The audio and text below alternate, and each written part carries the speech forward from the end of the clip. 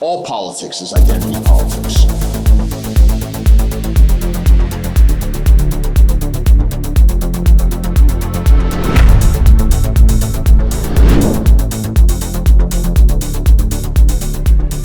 Welcome to Identity Politics, everyone. I'm Kevin DeAnna. Let's get real. There's a lot going on in politics right now. Sea change in the Democratic Party last night, but we're going to talk about that on the live stream tomorrow.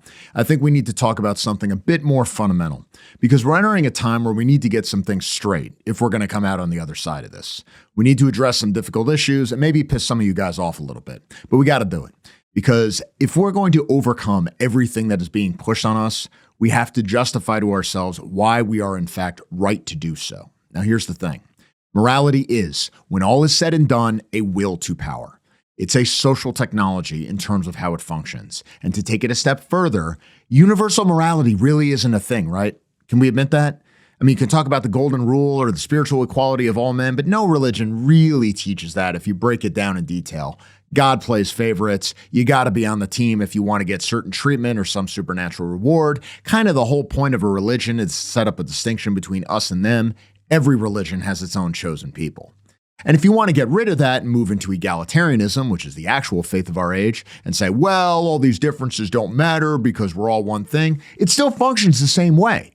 Liberalism is a religion too. Politics is fundamentally theological when you look at where most of these ideas come from. It promises individualism. It promises universalism. It promises to free you from the shackles of tradition. It promises to free you from hierarchy, but it lies.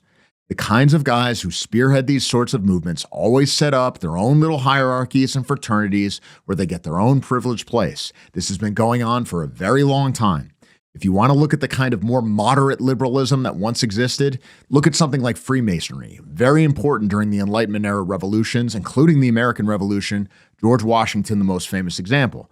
And whether you love them or hate them or don't care about them, nobody would deny that they've got all sorts of ranks and fancy titles and hierarchies and all the rest of it. Now, I love George Washington. He wasn't an egalitarian, but it does raise a certain question. Like, isn't it weird that when liberalism really got started as a world movement, all these guys in America, in France, the generals under Napoleon, the liberation movements in South America, all of these other places were really pushing this forward. And they're all talking about rights and liberties and the things that all men are entitled to just because they're men and blah, blah, blah. And then when they're among their own, everybody comes up with new trappings of aristocracy. Doesn't mean it's bad necessarily. I don't think the founders were bad, but it does tell you something about human nature, doesn't it? Like, you can oppose a hierarchy and talk all that good shit about equality, but then you're just going to set up another hierarchy in its place. And you're going to give yourself a title and a costume and whatever else. More broadly, let's say you dispense with all of that. Well, those guys didn't go far enough. Okay. Well, the whole point of being a liberal today is essentially to anoint yourself as a kind of spiritual elite. Look at me. I have a more refined sense of empathy. I have a greater sensibility. I am the moral exemplar that is pushing the world forward. Less about titles and formal ranks, more about being held up to the world as a kind of spiritual guide. And then you get off on that. And if you buy the whole, wokeness is basically dissenting Protestantism with God removed, this is the secular equivalent of being among the elect, right? It's a kind of moral narcissism. One of the things it allows you to do, if you have a lot of stuff, if you have a lot of material possessions or worldly power, well, now you're allowed to have those things. It's justified. You're a good person. So you get this kind of shit. You know, if you stand up for human rights, why is that a right or a left thing? Why aren't people on the right wing concerned about human rights? They're human too. This whole thing that like kind of has come into vogue of like empathy trap. You know, it's an empathy trap. You know, like that's what Elon Musk says. Like empathy is like, don't be fooled by the empathy trap. Yes. You know, stick to your agenda and what's best for you. Holy fuck. You know, don't start feeling bad for so and so. They're on their own thing. Look out for number one. Like it's like, wait a minute. Empathy is not a trap. Empathy is a superpower. That's right. That's what makes human beings exceptional. Our ability to like look outside of ourselves. We're not an alligator trying to just get the next fish. You know, we're human beings. We can relate to something that's not us. That, you know, like that's a superpower.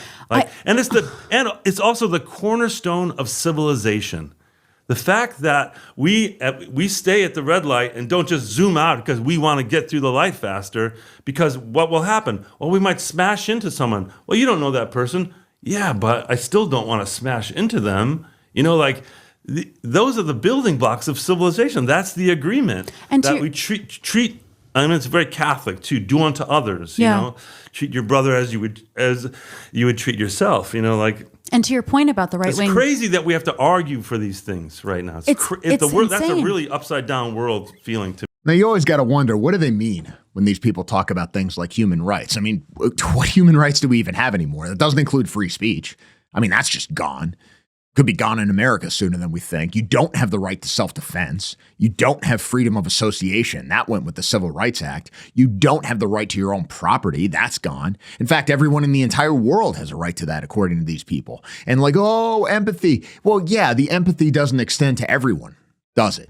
If you're a middle-class American who has seen his country taken away and his earnings confiscated to pay for people who hate him to live for free, that guy doesn't get empathy. In fact, he has it coming.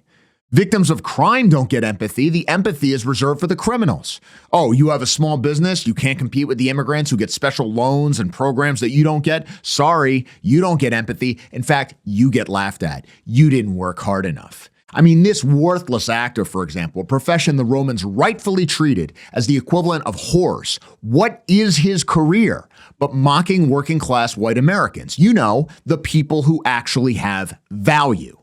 And when we talk about human rights, one of the things we used to talk about was the right to that property. That was considered fundamental. And like I said before, you don't have that anymore because now they're saying everybody has it.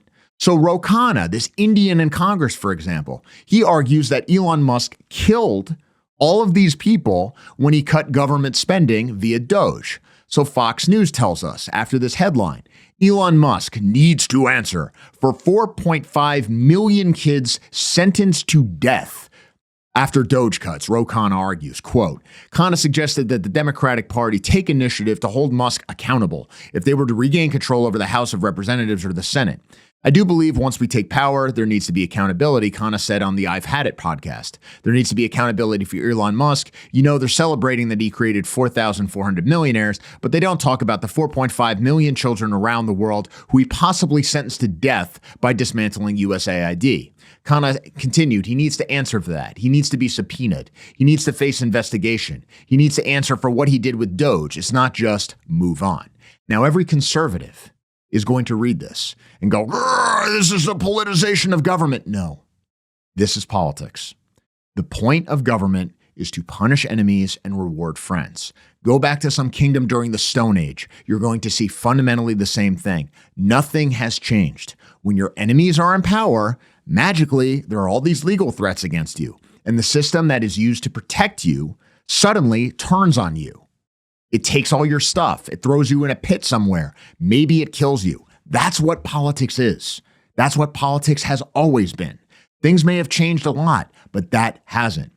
What Elon Musk is going to be held accountable for is being a political opponent. And that is because Khanna is, unlike most Republicans, actually doing politics. He wants to win. He wants to destroy his enemies. To return to this article real quick, quote, host Jennifer Welsh agreed with the idea of investigating Musk, claiming that he was responsible for killing millions through Doge's government spending cuts. I love that we need to keep pushing the talking point that you just had, that we don't need to celebrate Elon Musk making other people millionaires. If you are the party of pro-life, like you say you are, MAGA, he's killing millions of the poorest people on the planet, Welch said. So I think that the hypocrisy there is really stunning, unquote. Now, you may remember this woman, Jennifer Welch. We talked about her before. She was defending the left-wing protesters going into the churches in Minnesota to disrupt their services. And she argued quite explicitly that they all had it coming because they were all racists. So that is one of those white evangelical churches that turn out to vote for Donald Trump, 80+% of that sect of Christianity. These are the don't tread on me folks. These are the people who feel like America is for Americans and American only. These are white nationalists. And the DOJ got their panties in a wad because these protesters went straight to them and addressed their hypocrisy. You, a gay Black journalist, are, prime bait for them to drum up these charges. But so that's one issue. You went right into the most entitled white nationalists there are, and they feel that ICE is 100% justified. But These are the people who feel like America is for Americans and Americans only. These are white nationalists. This is what we've come to. It's not just controversial, it's immoral to say that America is for Americans and Americans only. If that's what it is to be a white nationalist, absolutely I'm a white nationalist. And why the hell aren't you? And more than that, we cannot share a country with this thing. If you don't think America is for Americans and Americans only, you shouldn't be here. Your property should be confiscated. That's the moderate position. There is nothing to debate. There is no common ground. And yet notice, this is who people in Congress are talking to as an authority when they want to brag about their empathy and their human rights and your moral obligations to the rest of the world. This is where we're at. Now ask yourself this. If people who define themselves as your existential enemies and who want you destroyed are now babbling about, oh, humanity and values and empathy, no. Are they doing this because they believe in it? Or are these just weapons that can be used to destroy you? For what it's worth, Musk is saying he might sue this guy for basically alleging that he killed millions of people. Kana, and I'm probably pronouncing his name wrong, but who cares? Like, this guy shouldn't even be here. His grandfather was one of these independence leaders for India, but like all nons, the last thing they want to do is have to actually exist without their white babysitters making sure they don't starve to death. So now we have to deal with this. Kana himself doesn't matter so much, but the kind of creed he's advocating. If you don't give up this money, you are actively killing all these people in the third world who can't make it on their own. Now, to pick a fight, but one I think we have to pick, in essence, this is really no different than what the current Pope is arguing. PBS ran a story not too long ago. Headline, Pope Leo XIV said wars are fed faster than people as aid money dries up. And the article says, Pope Leo XIV said Monday that wars are being sustained more easily than people are fed, urging governments to strengthen resources to combat hunger after a severe funding shortfall by the United States and other countries. Addressing the governing body of the UN World Food Program in Rome, Leo pressed governments to cut red tape and tear down obstacles that prevent assistance from reaching those in need. Little later, the appeal comes as funding for food assistance has dropped sharply by about 59% since 2022, even as needs have surged, according to a recent WFP report. There was some positive news on funding last week, with the United States pledging $800 million of your money to the WFP. The agency said the contribution will help more than 38 million people in at least 37 countries at a time of unprecedented global need.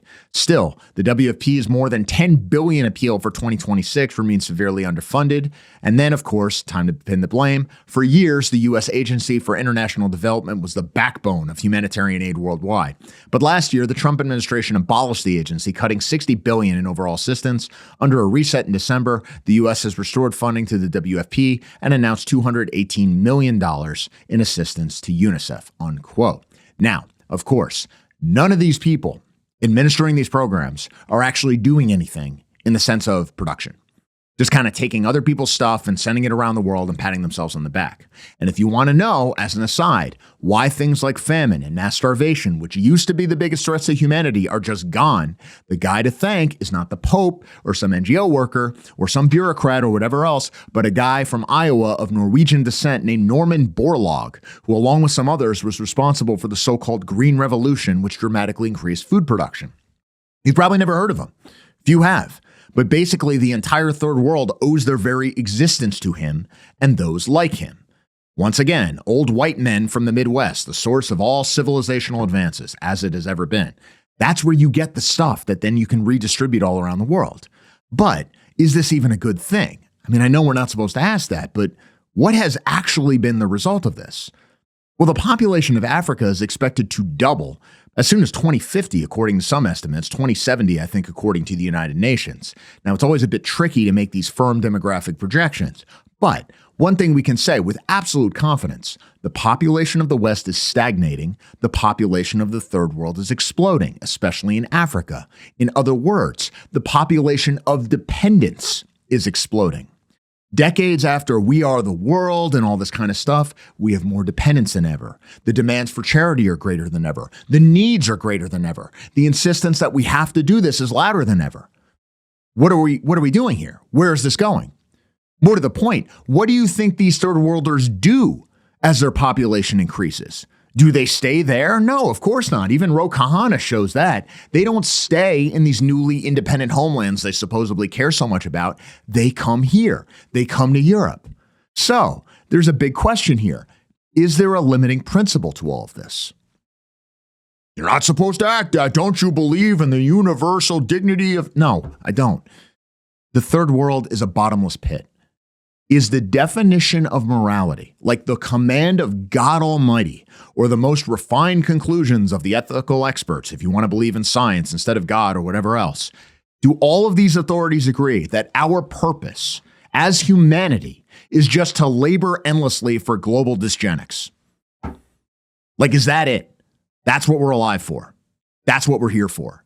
And if so, what does the world look like in a century? Is it a better place or a worse place?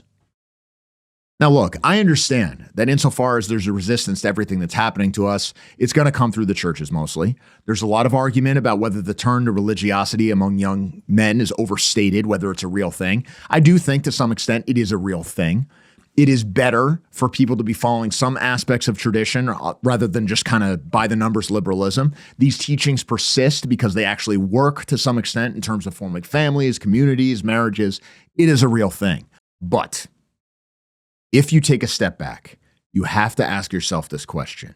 If we are obligated as a moral commandment to fund indefinitely, with no limits, the population growth of the third world, forever, the West dies. All civilization dies, except for those who aren't stupid enough to go along with this. And is there a single religious leader of note who says, hey, actually, you don't have to go along with this? More than that, if you follow this moral teaching, the world is just going to get worse. Not that I know of. And so if they're not willing to say that, maybe they're just wrong.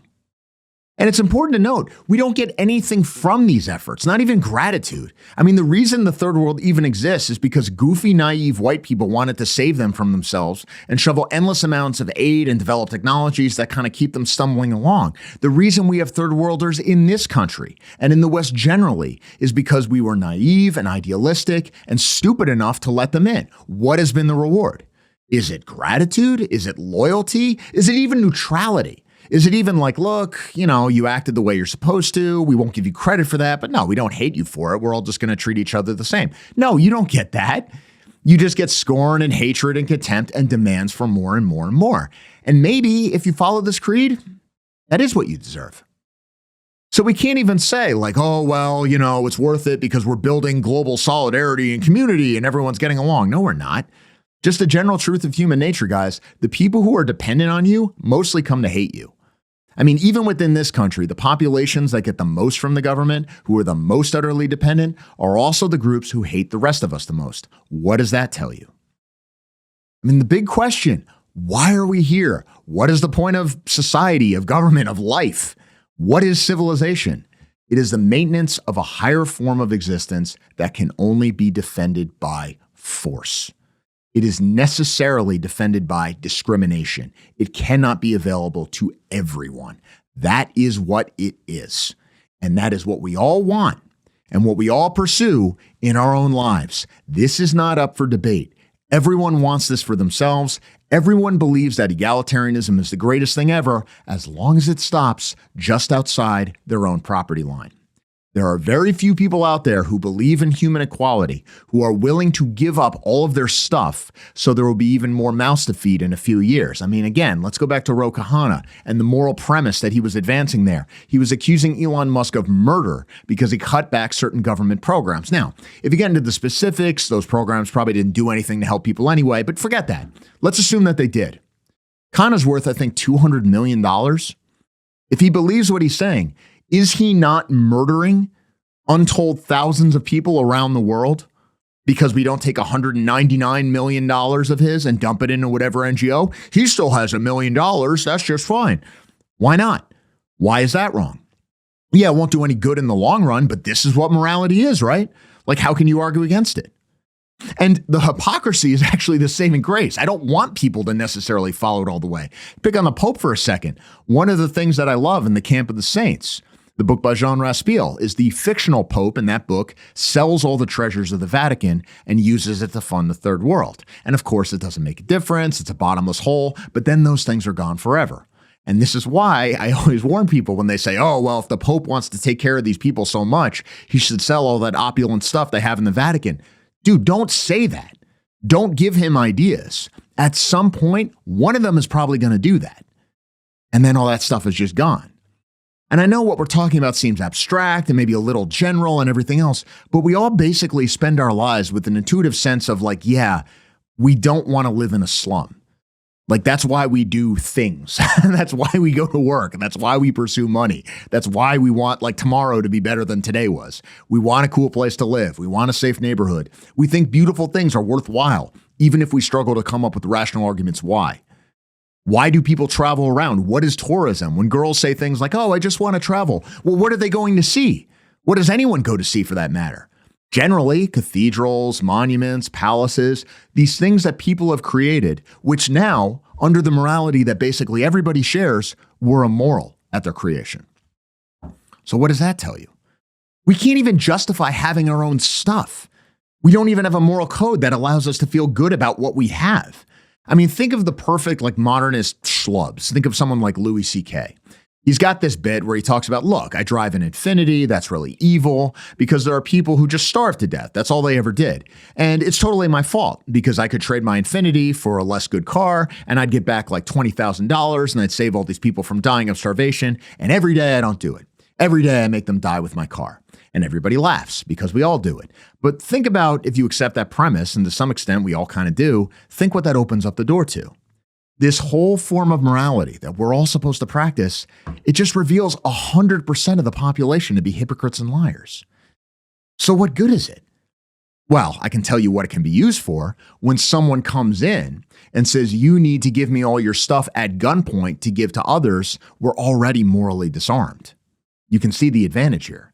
We don't even know how to argue against it.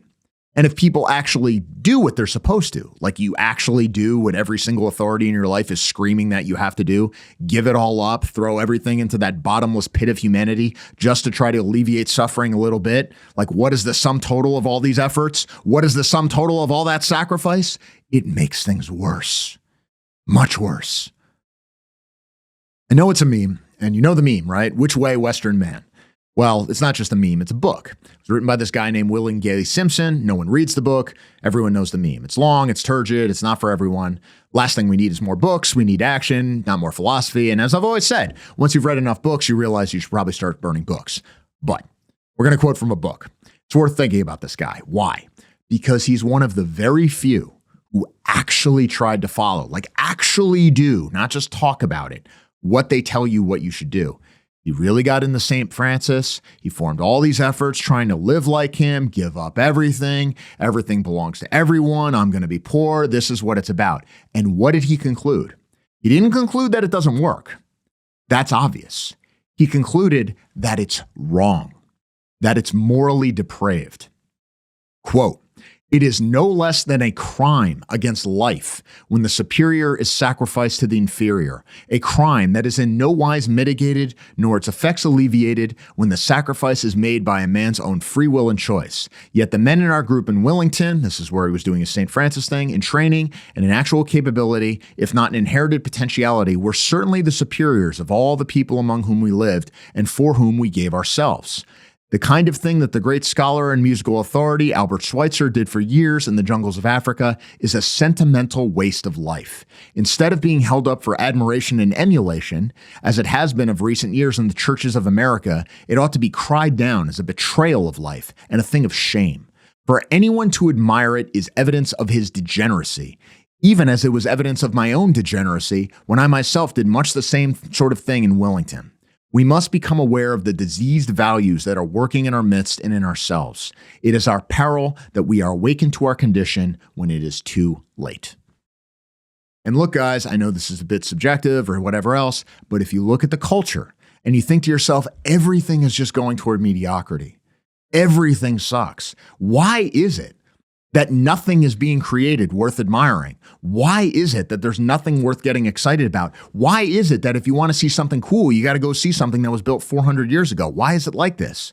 Well, he continues, quote, "Our belief in equality, likewise, was a betrayal of life. I should say, rather of quality of life. Where all are believed equal, the voice of the superior man is drowned in the roar of the mob, and taste tends to gravitate to the level of the gutter. This is happening all over America." Unquote. Is there a single person out there who can possibly disagree with him?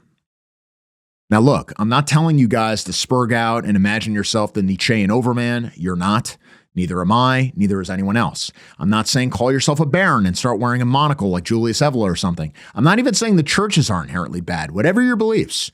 Clearly, the people who built all the cathedrals and palaces and monuments and everything else that we think of when we think of Western culture considered themselves Christian. A hell of a lot more Christian than the people who rule us today, and probably a lot more Christian most of the pastors and the priests and the ministers, especially the Foyts. So it can't just be that as the monocausal explanation. But what I am saying is that when people preach these kinds of egalitarian ideas at you, you need to ask yourself the same question that you should always ask when someone starts moralizing at you. What does this person gain if I believe what he is saying? Because the way you gain power in this society is via hypocrisy.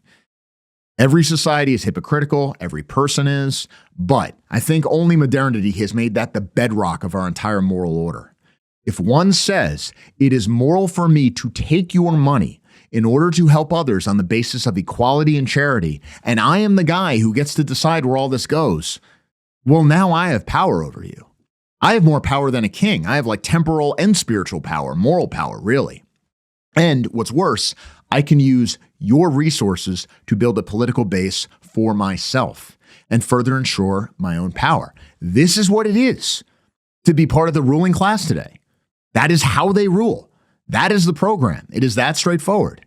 I mean, we consider it immoral if a CEO takes a first-class flight because it's elitist. And yeah, it rubs us wrong. It's annoying. But somehow it's not worthy of comment. When an NGO worker or a politician does the same thing to fly to a conference on fighting greenhouse gases on another continent. This is the situation we're in. And the solution, and this is just me, you can disagree. I'm not saying libertarianism. I'm not saying we need to defend the corporate elites like Elon Musk. I'm not saying vote Republican and put down the socialists or whatever else like that. The way forward, in my view, is way more interventionist, way more statist, way more collectivist, way more anti-corporate than I think people on the American right are going to be comfortable with. But that's for another time. What I'm saying is we need to be honest about what it is we're trying to accomplish here. We are not here to endlessly sacrifice the best to the worst. We are not here to dispossess our own people and destroy our own civilization because of some effeminate moralizing. I don't care if it comes from the UN or some religious institution. We are not here to be ripped off by those who preach at us about the importance of equality and community and then use our own money to put as many barriers as possible between us and them. You actually don't have to respect a moral code that none of your political opponents and really no one in the entire world follows in their own lives. Or ever has, or ever will. And if somehow they are the one exception that actually does it, they make the world worse, and it would be better if they never existed. If someone really wants to say left and right don't matter, maybe they are right in the sense that the real political divide is between up and down. We are here to uphold a higher form of existence. We are here to ensure a safe, powerful, and prosperous future for our own people, precisely because they are our own people. And yes, they are worth more to me than others. It is morally correct to believe that. It is depraved to think otherwise. We are here to ensure the physical survival and positive development of our people and our nation. And if there's a moral code that says we're not allowed to do that, so much the worse for that code. I say we have the right to reject it. I say we have the responsibility to step over it because that's what it means to have moral courage. And I say this whole rotten creed probably always was just a scam imposed on you by people who wish you harm and were never so stupid as to practice for themselves what they urged for you. Hey guys, quick reminder before we continue. You can follow Identity Politics on Rumble, Odyssey, YouTube, X, and TikTok. And if you want to make sure you never miss an episode, sign up for our email list. If you believe in this work and you want to help us stay fully independent, you can support us directly on Ko-Fi. We offer bronze, silver, gold, and white membership tiers, or you can give a one-time contribution, whatever works for you. Every bit of support helps fund production, research, and our ability to speak freely without corporate or platform pressure. All the links are in the description below. Now back to the show. My guest today is, I think, one of the most eloquent spokesmen for the anti-egalitarian worldview. Will Tanner is the co-founder of the American Tribune. One of the things I really like is it's not just the stuffy, conservative, reactionary crap, but the Tribune calls leadership that combines the time horizons of the old aristocracy with the real populist love of the commons. He writes and speaks a lot about the high points of the Anglosphere, from Rhodesia to South Africa to the Empire to the glory days of here in old Virginia, and what it might take to create something just as inspiring today. Will Tanner joins us now. Check it out. Well, thank you so much for joining Identity Politics. I've been a big fan of yours for a long time, and a lot of these ideas that you've been talking about, I think, are exactly what people need to hear. Yeah, thank you a ton for having me on. I always enjoy interacting with you on Twitter. Though tried to remember which name you're going by at the time. That threw me off for a bit. Yeah, finally working under my own name. Should have done it a long time ago. Now, here's the thing. When we talk about the dangers of egalitarianism and everything else, and I'm certainly guilty of this, the temptation is to say, arguably, I'm not just guilty of this, I represent it. The temptation is not just to say, like, okay, this is bad, but then to go, look, therefore, we need to rip out the root of everything, and we need to go to this thinker or that thinker and basically start over from nothing. But everything that you've been putting forward, and it's not just the American Tribune, but also the show, The Old World show, is talking about the kinds of institutions and aristocracies and tradition that existed in our world, and even within the Anglosphere. And the Anglosphere in our circles is always pathologized as sort of like the most liberal of all the kind of intra-European cultures. But you would argue that's not really true at all. And in fact, there's quite a lot we can use. Yeah, absolutely. I wish I remembered the quote, but there's one from around the time of Napoleon that if you look at how people are actually treated in the world at the time, the Prussians and the Germans have this mythology of being so harsh to the peasants and being very cruel. But then traveling back to England, actually, the hierarchy was much stronger in terms of its manifestations within the English shires themselves. And I think that's really important because when we're looking at how to construct something that might actually work or might be realistic to set about developing these sort of gentry-led social structures that the Anglo world, kind of excepting Australia, was long dominated by, I think work quite well and work organically in a kind of low energy kind of way. Contrasting Rhodesia, for example, with South Africa. South Africa lasted a little bit longer because it had more natural resources, but I think Rhodesia was an example of a system that worked with far less inputs being necessary to make it work than the apartheid South African system, which is why I find it more interesting. Similarly, Virginia, kind of the natural hierarchy that was part of it flourished organically and made it a very successful colony compared to all the others for a very long time. And I think there's a lot we can learn from that and look at how the system the Normans brought with them ended up becoming a system that really dominated the Anglo world and led it towards excellence and prominence and achievement. Now, that's an interesting point, because one of the things that even a lot of the American revolutionaries would always talk about is this idea of the Norman yoke, that the Saxons were sort of like living in a kind of utopia, and then these evil quasi-French Vikings showed up and ruined everything by setting up an aristocracy. And you're one of the few people I've seen who says, like, no, actually, the Norman element was important in making England what it eventually became. Why is that? Yeah, I got that from the first volume of Thomas Carlyle's 6-volume History of Frederick the Great, where at the end he mentions the Norman yoke briefly, so I was interested and looked into it. And one of these things that comes up is if you look at, say, the English Civil War, the levelers and the diggers, who were the radical egalitarian sects of the Puritans, pushed the myth of the Norman yoke, which up until that point had largely been dead as a myth because the Anglos and the Normans got along pretty well after a century or two of Norman dominance, and you see kings like Edward III or Henry V being quite beloved by the people. But anyway, the Norman yoke was mythologized as, oh, these rotten Frenchmen showed up and forced us to do all these things. And Carlyle points out that Well, that's vaguely true in that they made you start doing great things instead of, as he puts it, lumbering around in pot-bellied equanimity. Where if you can get through his flowery language, it's a very funny passage. But it is, I think it really gets to the central truth of the Anglo world that we're now seeing in Canada, Britain, Australia, elsewhere, where without a virtuous ruling class that is confident and hierarchical, there's this tendency amongst Anglos to devolve to the lowest common denominator. It's the sort of behavior that author Dr. Theodore Dalrymple talks about in his book, The Mandarins and the Masses, where the British people, when left to their own devices, particularly without the guidance of a ruling class, tend to not do very well and have a really hard time achieving greatness. Whereas once there's the stern spine of the Normans implanted into them, kind of as Carlyle frames it, they're really able to go out and do great things. And so you get the sort of men I talk about in the Old World show, whether it's Sir James Brooke conquering Sarawak kind of just because he wanted to, or because, or you get, the Virginians, you get the grand push into the West in America, you get the conquest of the Raj.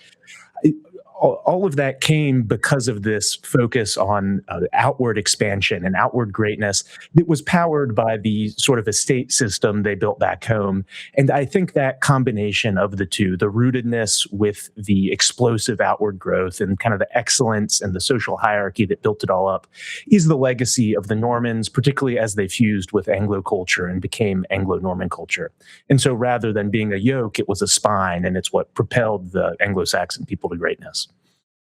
How does one explain then what happened in America? I mean, Jefferson was obviously a big believer in this Norman yoke theory. He wrote about it quite a bit, but Jefferson was also the guy who probably most eloquently defended this idea of the natural aristocracy. And certainly he was a representative of this Virginia gentry that you praise as one of the Anglosphere's highest achievements.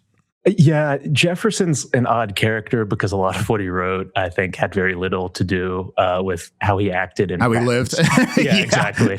It's also, he would get kind of worked up about some of these more ideological things while being much more realistic in practice politically. And so you have to cut through some of that to see what he was getting at. One example is natural aristocracy, since you brought it up. He's remembered as this like quasi-egalitarian sort of guy, at least is directed to whites, who really wanted to do all these things to make people more equal. If you look at the one piece of evidence there is for that, which is his education policy, that's not really true. He just wanted the exclusion to be I guess, somewhat organic and state involved, where his education system would have been kind of like the current German education system on steroids, where there are different levels up the ladder. And if you really excel, then you're able to move on to the next one, perhaps at public expense, and then from there to the next one and so on, where it's very clearly and visibly a pyramid, eventually leading to William and Mary or UVA. But the point of that is to find who is excellent and put them in a position where they're able to rule and able to live the sort of lives as educated, classical-minded gentlemen of the sort who had long dominated the Virginia gentry. And so, yes, he was against the complete dominance of the crop of men like Robinson, who had dominated the Council of State and House of Burgesses in his day, because some of them were, the blood was getting tired at that point, perhaps. But in terms of what he was really trying to achieve, it wasn't all that egalitarian. It was just a kind of variation of rule by gentry, rule by aristocracy. So, yeah, Jefferson gets worked up about the Saxons. He was one of those guys. I don't really think Washington did, and Washington was the ideal. And similarly, there were some who really leaned into the Norman legend. The Lee family of Virginia, Douglas Southall Freeman makes this point in the first volume of his R.E. Lee set, where, it's hard to tell if the Lees actually were Normans that went back to Reynard de Lega.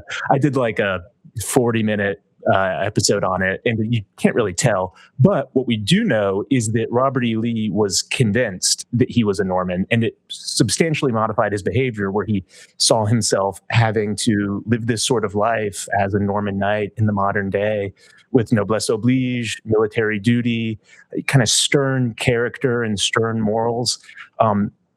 That would not have been the case had he not thought that. And it's very clear, based on his research he did into his family and heraldry, that he did think that. And so it went both ways with the Virginians. Jefferson, it's It's kind of like Speer writing about certain people in the Prussian or German government where, they were odd ducks and got kind of attached to a few things. I think the same could be said of Jefferson getting attached to a few things that didn't really end up playing out in practice. I find, especially when people are discussing American identity, because of course, obviously there's problematic questions when you're on the right, especially on the hard right, about America itself, American ideology, the ideas of the revolution. We'll get into that in a second. But it's very clear that the way the founders lived is better than what they actually said or about the way things should be. Like, do what they did. Don't listen to what they said.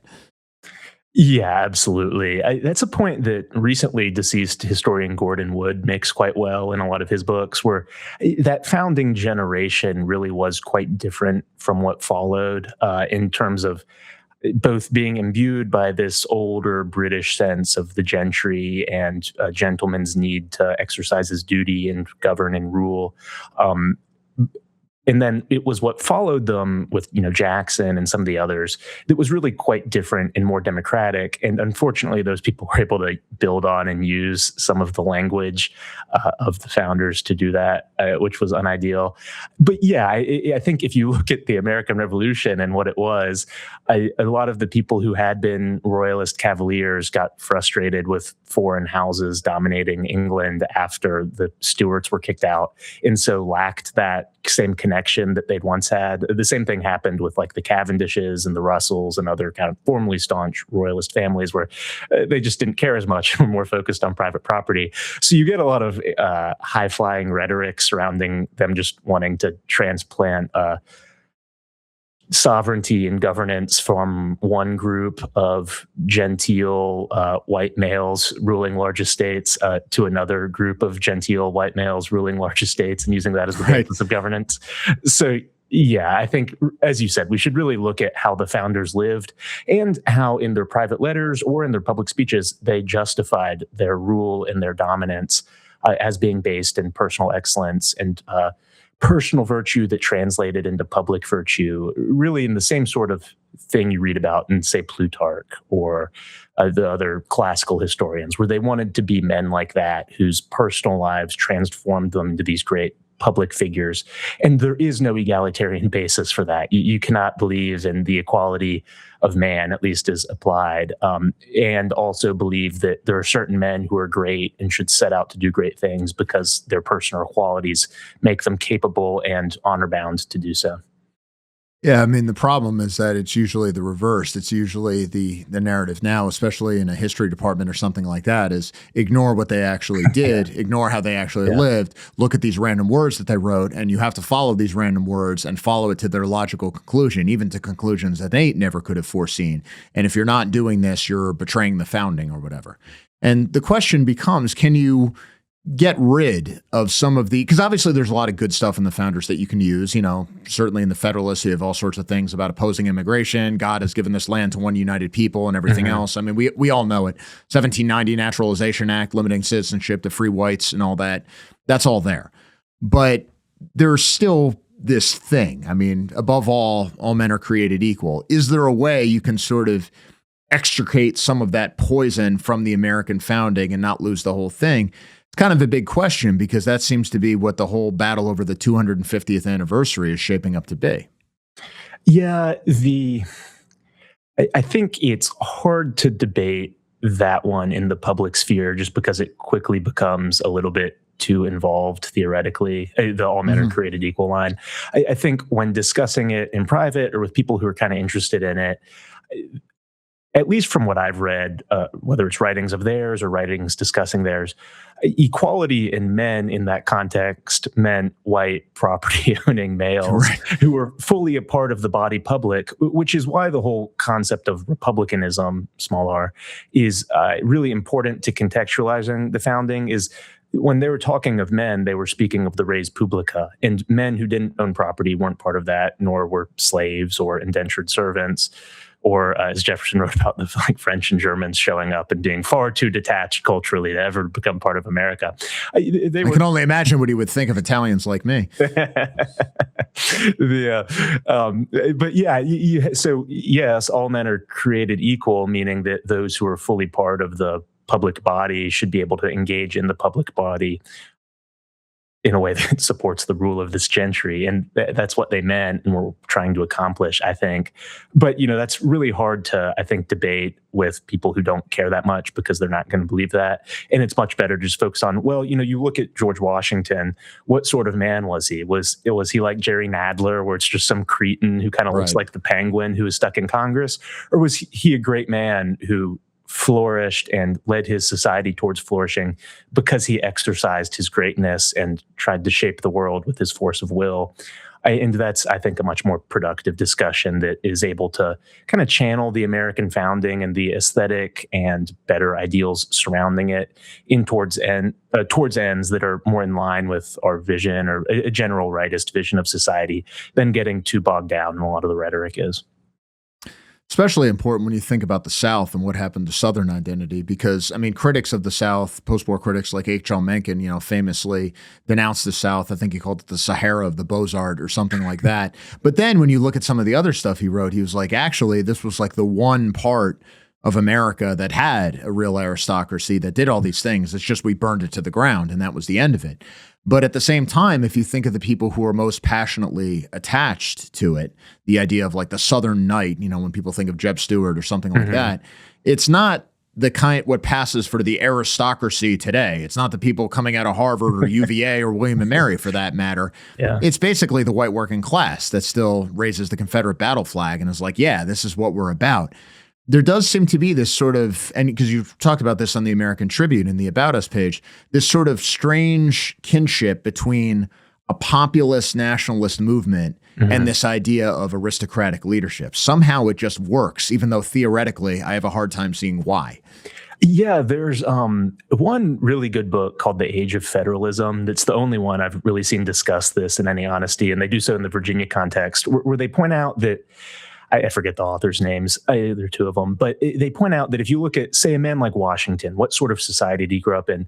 On one hand, you have these huge landed estates in the Northern Neck, but they're also surrounded by the much smaller estates of yeomans. You have the, 7,000-acre Stratford Hall estate or however many acres Mount Vernon was. But then dotting all around it, you have the 50 to 300-acre yeoman estates and or farms. And to be a political leader, to be a man of respect, Washington or Lee or any of the others not only had to deal with the people in their community, but had to earn their respect and be part of it. And so their interests were really aligned in a way that you wouldn't expect, where the large slaveholder and kind of the yeoman farmer really had the same interests, more or less, perhaps with the issue of slavery set aside. All their other interests were really in alignment because they were a unified agrarian community that men who were lower on the ladder wanted to rise up the ladder. And there just wasn't the same sort of cosmopolitan hatred for the working class you get now, because they were intertwined and working with each other and often had economic relationships with each other that were mutually beneficial,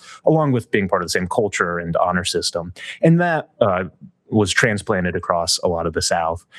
And I think out of that, you get the sort of thing where you can have the man like Tiberius Gracchus in Rome's day, who I very much admire, or Washington or Lee or, Wade Hampton III is a great example, who's able to rise up as a pillar of his community and lead the average guy against this tyrannical regime, which sounds odd because we're used to, as you said, the so-called aristocrats being just an effete elite that's kind of spewed out of the worst institutions imaginable. But also, if you look at the traditional duties of the aristocracy, something that came up in the Barons' Wars or Magna Carta, or Cromwell tried to latch onto this, though I don't think he did so effectively because of the levelers and diggers being part of his movement. The gentry and the aristocracy were supposed to resist the depredations of the king and resist the depredations of the underclass. And so there is this unity in interests and this sense of duty that I think, as applied, looks like aristocratic populism. It looks like the populace rejecting the tyrannical depredations of the centralized state, which used to be the king, and now it's just this overwhelming bureaucracy that's comically evil. To lead that effectively, you can't just have some rabble-rouser because that guy's going to be an idiot. You need someone, whether like Nathaniel Bacon or George Washington or Robert E. Lee, who's able to channel that in the right direction and lead it towards productive ends, which is the overthrow of tyranny without the overthrow of society. And I think you did get that in America, and it's certainly what the South was trying for.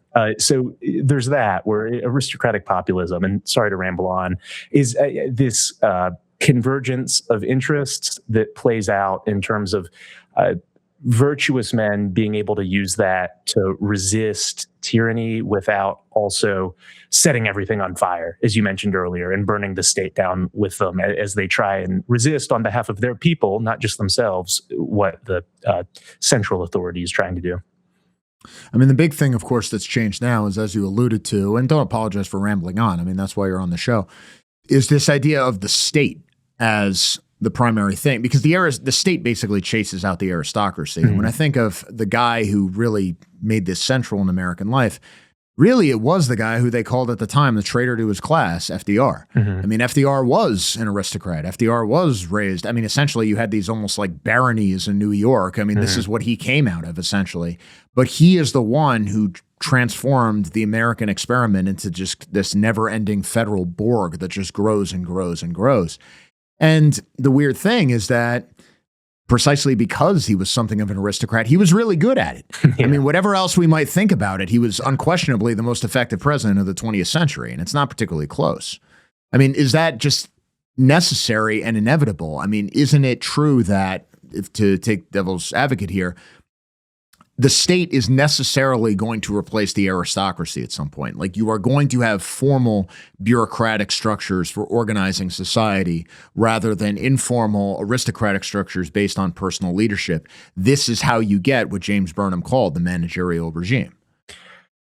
I don't think so. I think a lot of that was because of the Great War. And so what stemmed from that was written into, this is how history had to go. England is always the example I go to because it's kind of like America, but more so in terms of these class dynamics playing out. Where if you look at, say, the Fitzwilliam family of Northern England, old Norman family came across, gradually built this large farming estate, and there's a lot of coal on it. So they became fabulously wealthy. But instead of renting it out, they were quite good and quite intentional about using this coal land to turn themselves into aristocrats with industrial enterprises behind them. And so they became kind of this example of noblesse oblige as applied to industry, where they ruled over this community of tens of thousands of acres, and they built villages full of model housing for the workers. They had probably the best safety procedures of any mines in the world at the time. They paid the workers well. They built pension programs voluntarily for the workers. And that lasted for a century and a half. It really began with the rise of the Industrial Revolution around the time of Napoleon and lasted until it was confiscated by the state after World War II as part of the nationalization program. And there were a lot more examples of that. Coke of Norfolk was famous for it in the agricultural context. The reason it died wasn't because it didn't work and wasn't because things like that weren't happening. A lot of the pro-worker legislation came out of the House of Lords. It was because all of the best men died in the Great War, and the people who survived were Lloyd George's friends, a bunch of plutocrats and bureaucrats, and they took over afterwards. In America, of course, the history is somewhat different because not that many Americans, at least as a percentage, died in World War I, as happened in Britain. But you did have the Civil War, which completely destroyed war between the states, which completely destroyed the Southern aristocracy. And then similarly, if you look at the history of the WASPs, they just did a poor job trying to hold on around 1900 and managing their affairs in a way that would have made continued leadership of some sort possible. That's a big thing that I really want to jump into, because it sounds like esoteric and everything else, but the failure of the WASP. Like he hopped off, but I'll keep going just in case. We're good. And because they did that, they weren't able to rule in the same way. They weren't able to govern in the same way. But it was, the consequences of the Great War that made that happen. And so, you don't want to say that it had to happen. There were alternatives. There were alternatives to bureaucracy that could have continued. They just ended up not continuing, in large part because of the chaos and societal upheaval that came with World War I. And so I think the reason to look at aristocracy or to look at gentry and kind of the way it ruled and led was that in so doing, you can grab onto the bits like the Fitzwilliams or the Marquesses of Butte or Robert E. Lee or, the Tredegar Iron Works in Richmond were run by, it was about a third of the staff was slaves before the Civil War. And so there are ways to make this hierarchical society work that pair with industrialism, which industrialism and the bureaucracy are quite related, and I think do push back against the managerial system. And if you look at the places today that are advancing rather than just being these stagnant backwaters of like DEI mixed with corporate malfeasance, it's SpaceX, which is ruled by one guy. Right. And so, rather than, I think, deciding that a bureaucracy will eventually have to run SpaceX, it's much better to try and teach Elon about why George Washington was the way he was, is try keep a dynasty going. Yeah, as much as it sounds like Glenn Beck being like, oh no, you need to listen to my AI George Washington, which is just ridiculous. Teaching these guys who are dominant in their field and are such because of personal excellence, how they could translate that economic power into governance in the way that people like them did even a couple generations ago, I think is very useful and is the antidote to bureaucracy or the kind of bureaucratic rule of the state. The question becomes, why did the WASP ruling class fail so catastrophically, both in the United States and in Britain in more recent times? I mean, to me, again, it sounds kind of like esoteric and weird or whatever else, but I think that the biggest thing that changed in the United States is the WASP ruling class was basically replaced.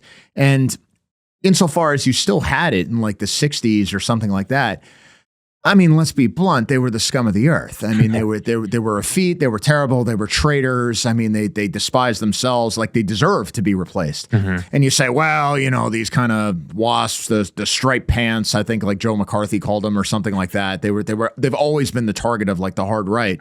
But then you look at what they were like in the 20s, mm-hmm. or you look at the kinds of guys who were running the Ivy Leagues talking about eugenics and God knows what else. I mean, Teddy Roosevelt, to some extent, is a product of this kind of a thing. So, like, it wasn't always like that.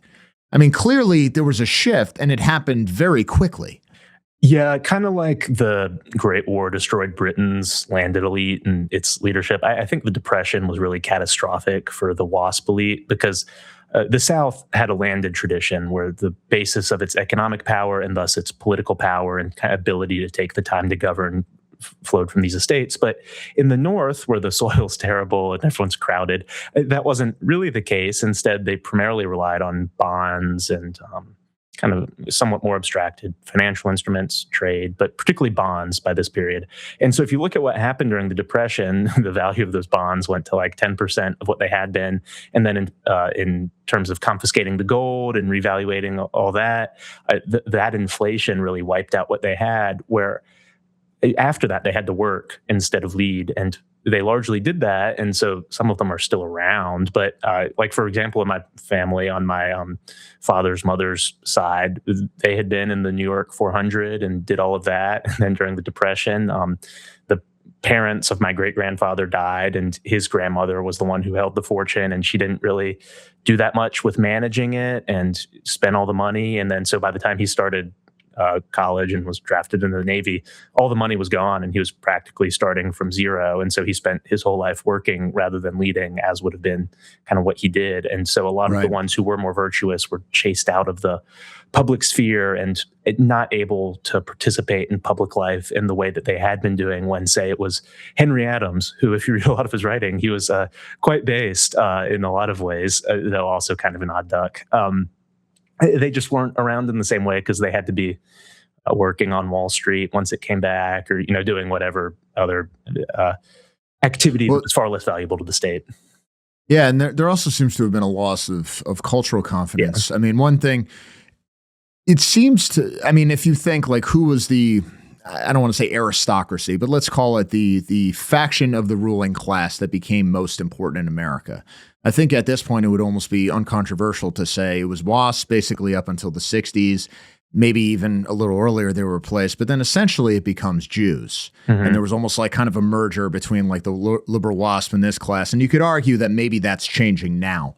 I mean, if you look at places like New York City, for example, the sorts of people who are wielding power, I mean, it's a different cast of people, right? Yeah. But the question becomes, there was clearly a loss of cultural confidence too. There was a loss of self-consciousness, racial consciousness, if you want to be maybe a bit blunt about it, because the WASP talked in these ways. They talked in ways that were like very shocking from today's perspective, where they would just, you would just have like the president of, some university just kind of casually saying, well, we all agree white Anglo-Saxon Protestants are the only group that have truly mastered self-government. And obviously we should be running the world, obviously. And everybody just kind of nods solemnly. And then 20 years later, you'll have the descendants of these same people saying, listen, we got to hand over American sovereignty to the UN. Was it just a question of losing the money and therefore they lost their confidence, or was there something deeper going on? Yeah, I think the upheaval of the Depression shouldn't be undercounted, and particularly in terms of, like some of the people who had been established before then and survived it, like Jack Morgan, for example, held on to a lot of their beliefs, where he was working with Henry Ford to promulgate his ideas kind of up until World War II-ish. But he was also just viewed as a less remarkable figure because he was kind of known as a guy addicted to leisure who didn't really do much. And that became a much worse thing after the Depression in terms of the eyes of the public. And I think that attitude really infected a lot of the WASP elite. I think also just the general upheaval of losing everything and things being in flux infected them. And I think, it's important not to overstate wealth and get too worked up in that. But there was before then, in terms of taking the time to govern and to learn how to do it well and to do so in a way that didn't put you at the mercy of someone else, so where you're still fully sovereign, that really did require an independent fortune, because that way, as Hamilton and Washington and all of that crowd noted, it was only really then that you could be trusted to actually be objective and independent and think for yourself. And once that wasn't the case, they didn't think for themselves, and a lot of them were subverted by communist ideology of the sort that, got FDR, where he was a pinko and his wife was a communist. For whatever reason, I think that hit them really hard, and they didn't, particularly the northern, like Yankee WASP elite, never really recovered from it. Whereas in the South, I think there was a lot more ideological pushback to a lot of that, but they also lacked the wealth to really do so in an effective way. One of the things that you've produced, you talk about this on X all the time, is that the fall of the British aristocracy actually preceded World War I. It was, I believe, this people's budget that you always talk about, which Churchill, I think you even accused of being like very responsible for this. And so even before you had the literal exsanguination of the British aristocracy on the battlefields of the Somme and whatever else, you basically had their financial exsanguination, where you had this budget that basically said, yeah, we're going to destroy you guys. How the hell did that happen? Because before World War I, you would argue that the British aristocracy was at the height of its power and prominence. Yeah, so this is, we're being somewhat neurotic about trade policy pays off. If you look at the repeal of the Corn Laws in the 1840s, that didn't really lead to anything at the time because shipping wasn't there yet and America hadn't expanded into the prairie yet. By the time the 1870s rolled around, we had expanded into the prairie and built railroads going there, and steamships were a thing. So much grain could be shipped from America or the Ukraine to Britain that it really decimated agricultural rents, which was a perpetual crisis for Britain for like most of a century. Really, British agriculture was in decline and in depression for from like 1875 or so on until kind of inflation pushed everything up well after World War II. And so that economically weakened them significantly, which somewhat like the WASPs, but to a lesser extent, they were unable to participate in political life in the way they had been because they had to focus on trying to find a way to remanage their affairs or go do something else, particularly in the colonies, to make up that fortune where they couldn't focus on domestic governance in the same way, which is what led to the Third Reform Act, which is the one that dramatically expanded the franchise. And that was in 85 or so. And it's the first time that the working class in Britain really had the ability to vote. And that was a significant problem because before then, liberal and Tory interests had somewhat converged in terms of, oh, we're going to dominate the world and they're going to like it and we're going to like it too. And so everyone can put up with that, which, has its pluses and minuses, but it was certainly better than what they got afterwards. And then after that, you get much more just extreme class warfare that the aristocracy has a harder time pushing back against. Randolph Churchill developed Tory democracy, which is like the idiotic version of aristocratic populism. It's like, oh, we're going to get these workers really worked up about tariff law, as if that won't just end in disaster when they change their minds. Anyway, so Tory democracy didn't really work in terms of helping them hold on to power. And then so by the time the people's budget comes around, it's really just the lords are, for one thing, the sole bastion against this kind of outpouring of democratic leveling sentiments. You have the levelers and the Saxon or the Norman yoke and all that come back into the public consciousness. And because the liberal and Tory interests no longer converged, pretty much all the lords were Tories, which made them or delegitimized them in the eyes of a lot of the populace. Particularly, it made the lords a much more partisan political thing than it had been before, where the king was unwilling to deal with them in the same way he had been. So in 1909, you get Winston Churchill pushing forward the people's budget alongside Lloyd George to raise taxes on land substantially. It was essentially an attempt to put Georgism into practice, which Right. I get annoyed talking about Georgism, but And just so people know, that's where you basically tax the hell out of landowners, right? Right. And that's like, that sustains everything then. Yes. Yeah. And so, yeah. So it's attempt to put that into practice. The Lords reject it. Edward VII backs them up in that, which Edward VII had his faults in terms of who he brought into his inner circle, but at least he backed them up in that. But then he died and George V took over. And George V was not a great king. He also immediately betrayed the Lords and told Lloyd George and Churchill and all them that he would create 500 liberal peers to vote through the people's budget and then also the Parliament bill, which essentially stripped the Lords of their veto if the Lords didn't pass it, which set up a big fight between really the old elements in the Lords. So you have Lord Willoughby de Broke, who was like the 15th Baron in his line, I think, and the second Duke of Westminster, Bender Grosvenor, who was very based, and also a war hero. And people like that pushing back against the newer elements, the plutocrats who had been made lords by Edward VII.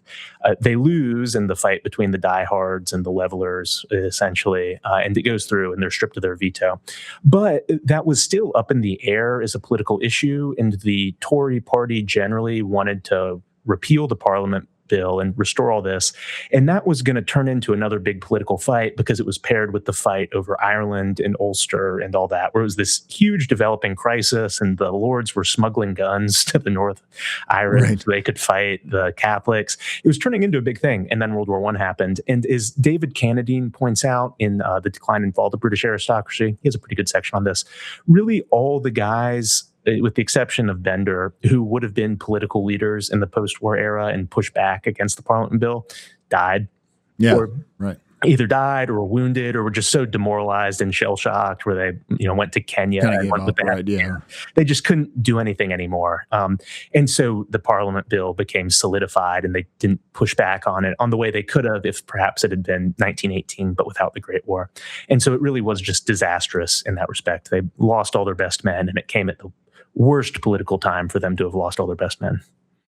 I guess the question then becomes, if you have an aristocracy that's already been gutted, because, we're going to have the aristocracy do something. Look, technically in Britain, there is still an aristocracy. What good are they? Most of these people are pretty terrible at this point. Even the king is, people openly speculate, has he secretly converted to Islam or something? I think the truth is worth, he's probably just a run-of-the-mill shitlib. But if you think of what could be done with this, you're talking about a force that really doesn't exist anymore. Even Evola after World War II issued a challenge to the aristocracies of Europe saying whether they want to be a class, whether they wanted to restore their right to rule, the will to rule. And of course they didn't. They're content to just kind of give each other awards and be figureheads for stupid charities and whatever else. But then the alternative is you say, okay, well, the better elements of the aristocratic ethos, shall we say, the ideas of sacrifice and putting the nation first and everything else. This has kind of become the force of nationalist movements, where you basically, if you take for granted that the masses are going to be in politics, whether we like it or not, the way to do it is you essentially create a new aristocracy, and you do a new aristocracy by leading the masses forward to the cause of nationalism and reconstituting the state in that form. Now, obviously, there were attempts to do that in Europe, and It didn't work out too well in most cases in the long run, but I mean, there were some places where it actually did work out pretty well. I mean, if you look at Franco's Spain, I think it held on for a very long time. And I think if the history of Spain after Franco shows that he was on the right track and other forces were not. But I mean, certainly Spain was doing a lot better under him than it's doing now, even economically. But then you get into the same trap where you're still being like too democratic. You're still bringing the masses in. You're still going to have to flatter everybody by offering them government aid and all sorts of stuff. You're still going to have this overwhelming state regulating everything. I guess the question becomes, is that just something you have to do? Because it's very hard to imagine a situation where the masses are not involved in politics anymore. Because we all play these little thought experiments like, oh, what if we go back to only property owners have the right to vote? One, that's not going to happen. Two, I don't know how many rich upper middle class people you talk to, but like most of them suck. And I'd rather have like my friends who are like plumbers and electricians voting rather than those guys. Yeah, it's tough. I think, for one, if you look at what landing voted or property voting, because if you do the inflation adjustments, it was about the same in, say, Rhodesia in 1975 as it was in America in 1775. It just excluded the underclass. And so you're looking at for something, because like, for example, just for people who don't believe me, the property threshold in the American states that had it was 50 acres, which is what you got as a head right just for showing up. So it was essentially like, can you be here and not be murdered by Indians and also not just like lose it while gambling while drunk? That's the test. And about half the population failed that test, the white male population. So it was a good enough test and it made governance better. And really the same was true in Rhodesia, and Britain had landed voting too, kind of, that worked in much the same way, where it was, you didn't just want, like, say, the upper middle class voting because the hot bourgeois has always been terrible, but you also didn't want the underclass voting because their decisions are always just like the opposite of good in whatever situation imaginable. And I think if you look at how that could be achieved today, the one practicable route is to bring back marijuana as a harsh felony, and then use the felony disenfranchisement that's already on the books in pretty much every red state to just you could kick a couple of million voters off the rolls in most states just by aggressively enforcing those laws and rescheduling marijuana. So you could do that, and I think that would probably work in terms of getting better policies. But yeah, I think there will always be, at least as things currently stand, this element of people who are competent and who pay attention would like a say in how things are governed, which isn't necessarily the worst thing. I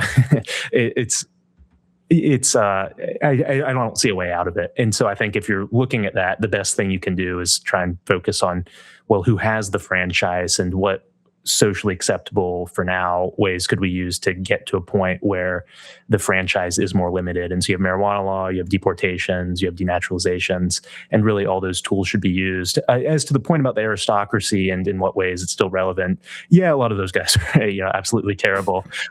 But on the other hand, what is the spirit and aesthetic of resistance in, say, Britain or to a large extent in America?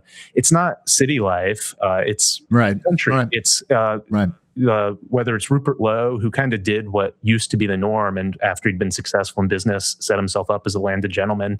It's the tweed hacking jacket or whatever, paired with the corduroys and the Wellingtons. Or you have, the current Duke of Rutland has many flaws, but he was one of the few guys who funded UKIP when that was as moderate as it was compared to what we'd like. It was really the one variation of anything approaching an actual right in existence, at least in the Anglosphere at the time. And he was one of the guys who legitimized it and funded it using his small fortune. And I think that's important to note. And in the same way, I think you do get this ability to unify country society and the country aesthetic, or people who want to be a part of it even, against kind of the urban leftist bourgeois and urban underclass in a way that helps when you have guys at the head of it, even if they're more symbolic than real, and real ones will flow out of that relationship. Kind of like how George Washington had no sons, but took guys under his wing, like James Monroe, Alexander Hamilton, Light Horse Harry Lee. I think you can encourage and develop that sort of dynamic. And even if the current figureheads of it are just symbolic, it's helpful to have them, because then things can be channeled in a certain direction rather than just being like a seething mass of guys in tweed jackets and barbers. Right. One thing I think I do want to return to this idea of essentially developing a new aristocracy, which is the point of any revolutionary movement, as many have commented. But one thing I do want to comment on, because this is something I think you get the credit for, is the new popularity of Rhodesia. I mean, this was kind of a fringe thing 20 years ago. What the hell is Rhodesia? How many people know about it? Now everybody knows about Rhodesia. And you see the hype edits for Rhodesia and people saying things like, we're all Rhodesians now. And of course, the great reason why is because here's a country where people predicted, look, if you hand over power to these guys, to Mugabe and his men, this is what's going to happen. And of course, that's precisely what happened. And the reason they had to hand it over is not, I mean, it was partially because of the United States, but it was mostly because of the United Kingdom. And even the one time Queen Elizabeth II used power to some extent was basically for this. And it ended in the biggest catastrophe of all time. And nobody has learned anything. Yeah. Like even if you say like, look, obviously this is stupid. Look at what happened to Zimbabwe. They'll say, well, how dare you? That was democracy. It's like, well, then maybe democracy is a stupid idea. Maybe egalitarianism is a stupid idea. Maybe non-discrimination is a stupid idea. Maybe black rule in Africa is a stupid idea, because here we are. Do you think that, I mean, describe how like you first got interested in Rhodesia and how this has sort of developed, because I think you're one of the key guys who's popularized this online. Yeah, I had a thread on it go viral back when threads were still a thing on Twitter. A thing, right. Yeah. But and you could post longer form content on there. But yeah, actually, one kind of connection between what we were just talking about and this is the last time the Lords actually tried to exercise its veto and have a big political fight about that was in 1968 against the sanctions on Rhodesia, and it turned into a big thing with Harold Wilson. So they at least tried. Whereas Elizabeth was Elizabeth the Worst, lived up to her name. Anyway, yeah, I think if you look at Rhodesia, I got into it because I'm from Atlanta, which is a shithole for the same reasons. Well, you can. What is the quote from that one? Was it John Shelton Reed? He said, "When I look at Atlanta, I see what 500,000 Confederates died to prevent." Yeah, exactly. It's not great. And the sad thing is, you get this sort of horrible.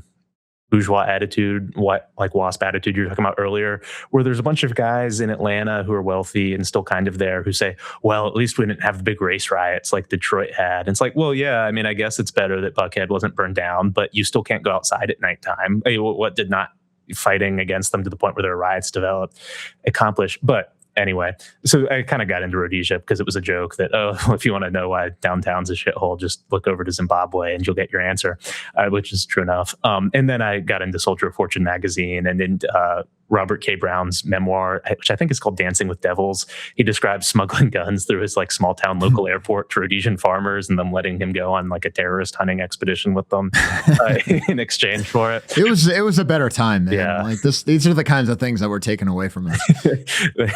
Woke will never recover from this.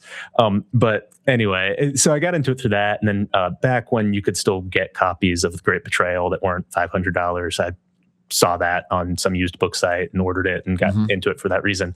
And I think what stood out to me reading it was, Rhodesia was a functional society. I always try and push back against the slanders of the Belgian Congo, but it did have its harsh aspects. And, Mozambique and Angola were never really developed that much, at least comparatively, though Portugal was much better ruler than the communists that followed. But if you look at Rhodesia, it was this place that its history parallels Virginia. They were looking for gold. They found lands to grow tobacco. They built this really cool mixture of like a frontier landed elite with yeoman farmers, and kind of the interests of the two converged. And so it produced great men.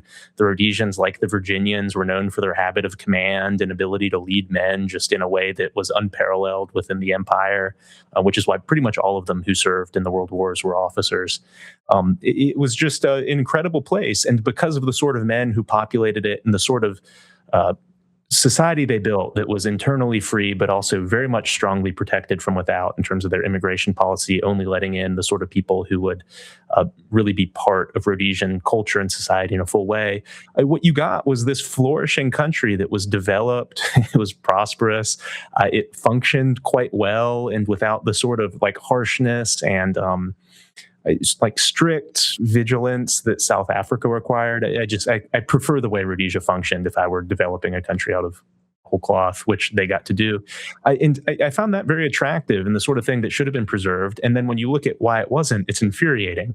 On one hand, you have Harold Wilson, who, as you're noting, the UK is the reason Rhodesia died.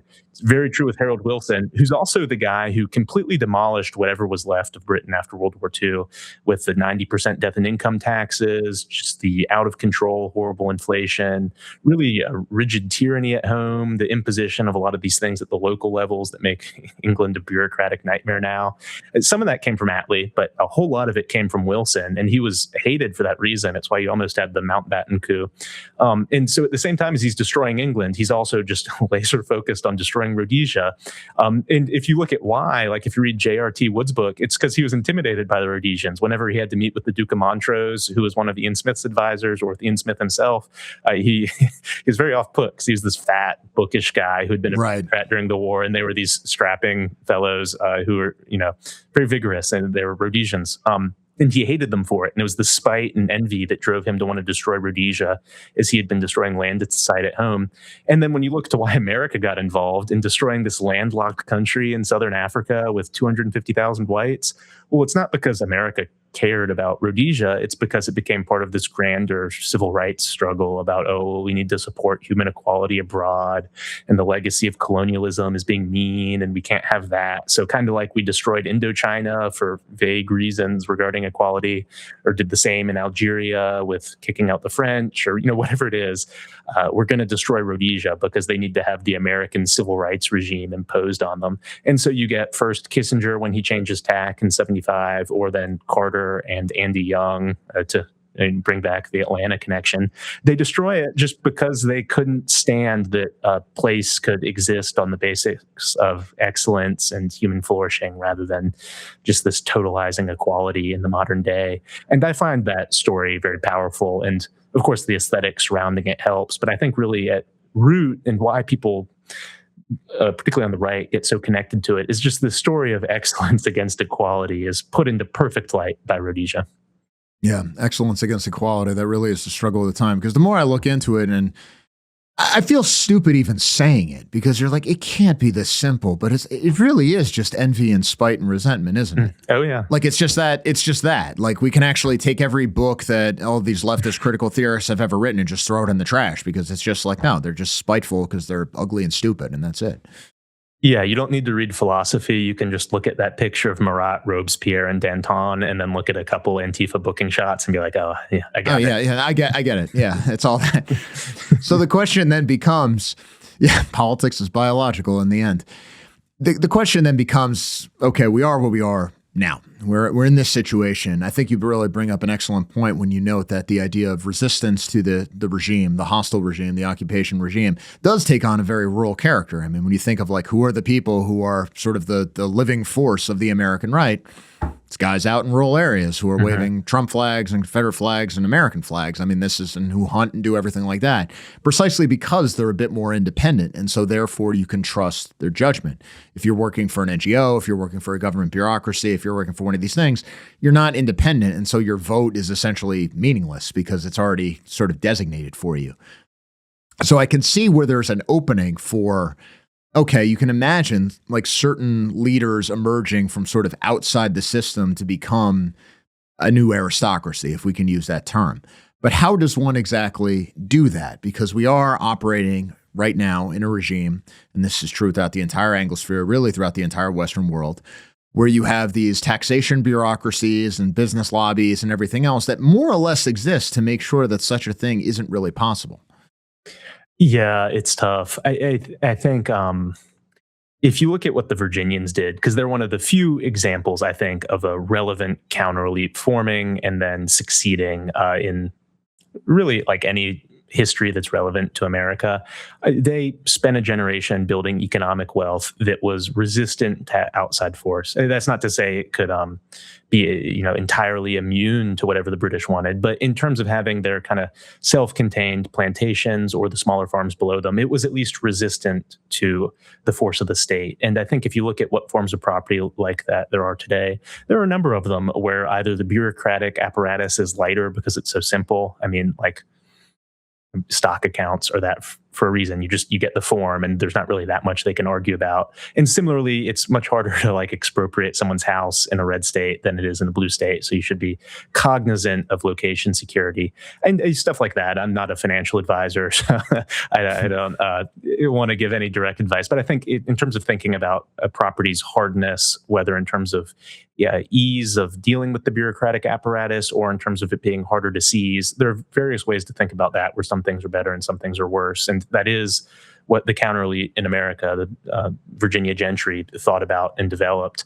And then similarly, there's been this severing of economic success and then political ambition that I think has been quite disastrous and the much bigger thing to worry about. Where someone like Paul Mellon, who by all accounts is a good guy, kind of on our side politically, he helped Trump get elected. In a different age, that guy would have been leading a political movement or doing something, anything that was high profile, visible leadership. But instead, he's something of a recluse and doesn't do that and just steps in to help when he wants to. Thiel is very similar in that regard, though he has more issues than Mellon. I think that even Musk is not that politically active. Exactly. I mean, people are, he's this right-wing thing. And it's like, when you look at the amount of money he's put toward political stuff, it's actually not all that much. And I mean, there's as much, I think we are all pretty grateful for what he did with X and everything else. But I mean, let's not forget the infamous crash out over H-1B visas. Yeah. And so if you look at like, if Musk were in a different age, what would he be doing, particularly in terms of dealing with the present regime we have? It'd be pretty easy for someone with his level of, data harvesting and wealth to set up an operation just in every county in America where he's paying, in a pyramid of terms of people dealing with the people below, just get someone elected in every election, whether it's for county sheriff, whether it's for school board, town council, state government, whatever it is. I have $1 trillion I can pay to implement my vision here. Let's see what we can do and start rebuilding this from the ground up level of political organization that would be useful, kind of like the gun rights lobby did, but on a definitely way. The most successful one. I mean, if you're looking at right-wing movements in America and you're saying, what's one way that I can look at that actually worked? You could do a lot worse than the gun rights lobby. Exactly. I mean, and the thing is, too, is when people talk about Musk, I mean, he has so much more money than, because people talk about George Soros as like the archfiend of the left and everything else. George Soros has a lot of money, but not that much money compared to Musk. Right. I mean, really to the point where it's almost like a drop in the bucket. I mean, there's other things that get called in and everything else. But what Soros had is like a greater will. I mean, you could argue maybe more envy, more resentment, and everything else. But like the idea of going down to the level of DA races and making sure we're going to win this DA race so that like murderers don't get punished. I mean, the amount of energy it takes to like a neurosis to like be like, yeah, this is what we're going to do. And then on the other hand, I've just seen so many. I wish to some extent the rich capitalists acted the way the Marxists say they do, where they're like, oh, they're going to put forward their class interests. It's like the only rich people I've ever met who deal with this kind of stuff cut a $5 million check to their college alma mater for the football team. And then the team gets renamed 5 years later anyway. Like, this is just how they are. Yeah. There's no will to power. I think some of that, it just devolves upon all of us to get involved in what ways we can and things that are like, as trite as it is to say, just like normie political activities of some form or another. Like if you went to a college that you care about and there's a, counter alumni board pushing more conservative stuff, get involved with it. Yes, that's not going to turn into a battle to overthrow the post-war regime and be this grand, glorious struggle. But you might at least encourage. Well, not with that attitude. I think doing all the little things over time matters, and staying involved in them matters, even if they're relatively self-contained, because that turns into a bigger thing. It's how I keep bringing up Virginia just because it's my current historical focus, but they went from starving and dying at the hands of Indians to being the best colony in America by every metric. And they did it by just plugging away at it, and they built political power at the same time as they did that economically by doing the same thing, whether it was the vestry board of the church, whether it was the county courts as justices of the peace, whether it was the House of Burgesses or the Council of State, kind of all the way up the ladder, but starting at home with their farm or plantation. They made themselves excellent and made themselves respected in their community, and then participated in the community because they had political ambitions beyond just the garnering of wealth.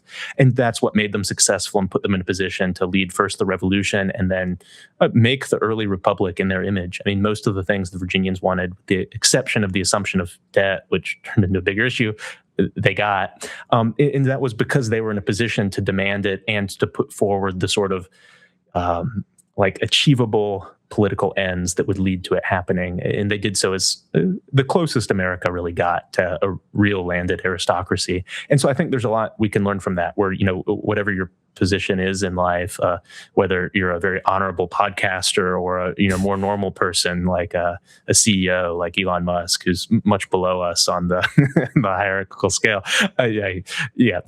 then there's a lot you can do kind of with any of that, just to start building it and to start building, not like people say, oh, you need to organize or you need to, do whatever, which is probably true, but also just like participating and being normal and being able to get along with people in a way that makes them want to follow you or follow kind of your agenda is hugely valuable. And it's what our ancestors did, and it's why they succeeded in the way they did. So I think we ought to learn from that and try and implement it in what ways we can. Yeah, it's interesting when you think about aristocracy. There's a quote that I know you'll know. I think it was Disraeli who was saying something to somebody in the parliament and said, like, well, what makes you how did your ancestors Lloyd become George. an aristocrat? Yeah. Oh, was it Lord George? Yeah. How did your ancestors become an aristocrat? And he said, with the battle axe, sir, with the battle axe. And there is we think of the aristocracy as basically these effete cowards who don't do anything. But I mean, every single one of these guys was a warlord when they started. Mm-hmm. And even some of the more recent criticism of it. I mean, one of the things that just irrationally infuriates me, it shouldn't because I'm not British, but some reason it does, is when they'll say things like, well, the poor disproportionately took on the burden of the war in World War I. It's like, that's completely not true. It was actually the aristocracy that took on the burden of the war and died for it. Mm-hmm. So, the poor are always the ones who do the dying. It's like, no, not at all. But to an extent, that's why they lost the aristocracy. It's because they did their duty and they were wiped out for it, and now there's nothing left of them. So given that reality, I mean, there is something to be said for, well, maybe you don't want to put yourself on the line for a system that's going to chew you up. I think a lot of Americans feel that way right now, who are otherwise patriotic and want to step up. What is the way forward in terms of what is the right attitude to take toward the regimes that rule us right now? Is it something of outright opposition, or do you say, no, we can still get this thing, we can still work our way up and command this thing the way we should be? I think the latter is much more productive, even if you end up achieving the former. I struggle to think of any situation in which the former went well for the right, historically. What success we've had has been with the latter, whether it's Sulla, his success was temporary, whether it was, Napoleon even working within the revolutionary system before overthrowing it and becoming consul, whether it was later on with Tories after the first Reform Acts doing a lot to just overthrow it and do what they wanted anyway, whether it was in America with, people like Richard Henry Lee, Light Horse Harry Lee, Samuel Adams even, kind of becoming more federalist and rejecting the revolutionary part of the American Revolution because they wanted to keep what had existed before intact, and succeeded for a generation or two. There was this effort to, use what had been built or what they had a hand in building to achieve ends that were at least achievable, and then go from there as they succeeded. And I think that worked much better than, say, the fire eaters in the South, particularly the South Carolinians, once they kind of took over the mantle of leadership from the Virginians, spurging out, and everything was destroyed because they did that. Which you can identify with them, and I support them and think a lot of them were heroes. It was the first podcaster rebellion.